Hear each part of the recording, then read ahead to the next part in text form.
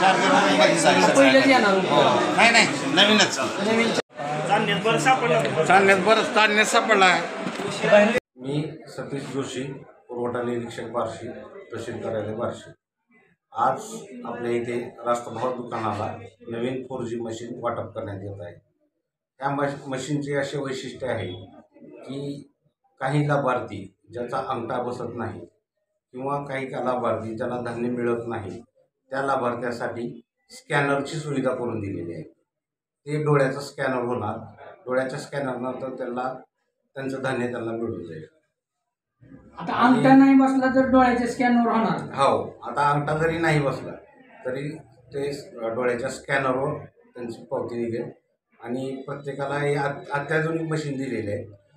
अगोदर जी मशीन होती ते स्लो चालणे, त्याच्यामुळं डिस्टर्बन्स होणे, लोकांना धान्य व्यवस्थित वाटप न होणे, आनंदाचा शिदा आला, त्याच्यामध्ये लवकर लाभार्थ्याला अंगठा घेऊन किट वाटप करताना खूप प्रॉब्लेम राहायचे.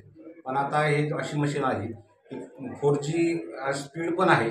एका दिवसामध्ये 150 ते 200 पावते ती आरामशीर करू शकतो आपण. आणि 4 तास फक्त त्याचं चार्जिंग करू शकतो. 4 तास चार्जिंग केलं तर दिवसभर मशीन चांगली व्यवस्थित चालते.